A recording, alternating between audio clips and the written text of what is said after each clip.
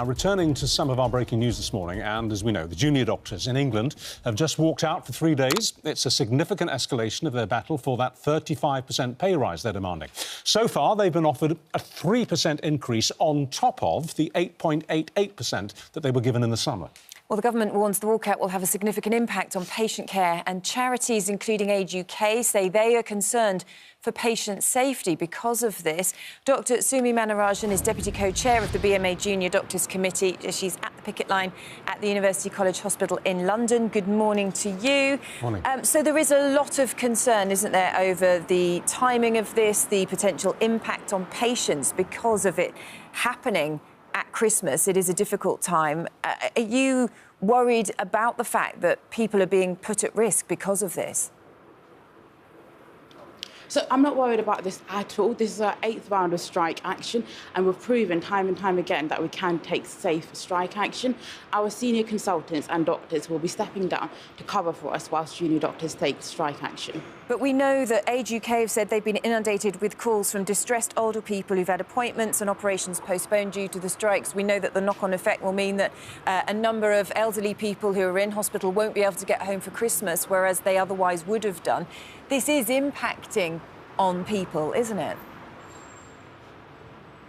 So our senior doctors will be in hospital and they will be able to discharge patients that in time for Christmas. We know that actually during strike action, hospitals are completely safe. Our senior expert clinicians are equipped with the skills to treat patients quickly and effectively. OK, well, what about Cheltenham A&E, though? They're having to close temporarily. We know from now until 8 a.m. on Saturday the 23rd of January, then again on Monday the 1st until Tuesday the 9th. So they have had to take the decision to close their A&E unit because of this. So that will undoubtedly have an impact, won't it? So they're diverting services, and this is actually a safe practice. We have regular meetings with NHS England where we discuss any safety concerns and address them right there and right then. The reason that junior doctors are having to take strike action is because our pay has been cut by 26% over the last 15 years. And I've got a story that actually highlights how bad it's got in hospital. So I work in the emergency department, and I saw a patient come in the other day complaining of chest pain. And, I took a history from her and asked her, when did this pain start? She said it started the day before, and chest pain is a really serious symptom. It could indicate a number of underlying conditions, but the one that we're most concerned about is having a heart attack. And I was concerned as to why she hadn't come in the day before. And I spoke to her and I said, why didn't you come in when the chest pain started? And she said she'd been waiting over 12 hours to be seen in A&E on a day that wasn't a strike day because there simply isn't enough doctors. To have enough doctors, to have the same level on average in Europe, would need 50,000 more doctors in England. All right, that's a very interesting story, but can we just go back to your 3 first answers, to Charlotte's 3 first questions? In effect, every single answer you gave was to say this strike will have no effect. Every single question that she put to you, you said, no, nothing to see here. We've got full cover arrangements. There'll be no real impact on patients. It'll be fine. Well, if that's true, what's the point of going on strike?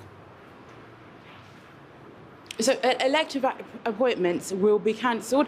This is because consultants are stepping down to cover for us during this period. And the reason that elective appointments have had to be cancelled is because the government refused to produce a credible offer to call off these strikes. Well, you say they refuse a credible offer. Look, the mood music that the media certainly got a few weeks ago was that you guys were getting closer to a deal with the government. That was certainly the government's position. They said that they thought talks were going quite well. And that was certainly the mood music that was coming from the BMA, no question about it. What's happened since then? What's gone wrong? Why are we back to square one this morning? So the meetings that we were having were very productive and we're hoping to move in the right direction. However, there wasn't a credible offer produced by the deadline, and we did make this very clear right at the beginning of negotiations when the deadline was. The government failed to meet that deadline, and therefore we're having to take strike action to bring them to the table with a credible offer. What's the credible offer then? Come on, let's talk Turkey. You're not going to get 35%. A lot of people think you deserve 35%, but you're not going to get it, obviously. Average settlements, as you know, are about 8.8% in this country at the moment, so you're not going to get anywhere near 35%. Let's be realistic. What would you settle for? So junior doctors have faced the biggest pay cut in the public sector. The only group that have faced that's a not bigger in pay cut dispute. than junior doctors are consultants. I completely agree. Any independent observer would agree with that. You have taken a huge pay cut over the years. We know that. That's a given. So you don't have to argue that, because that's accepted. I'm asking you a much straighter question, and I really would like you to answer it. And if you want to say no comment, that's fine. But let's have a straight answer.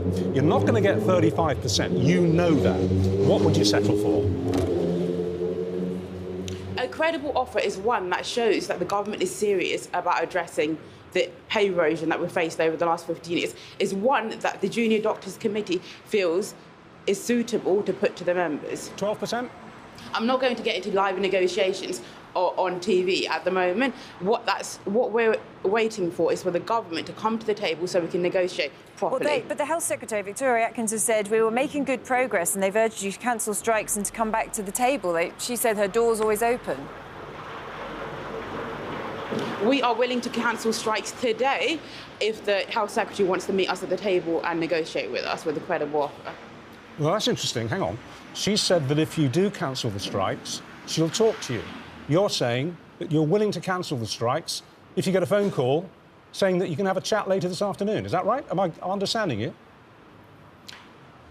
We're willing to cancel the strikes if a credible offer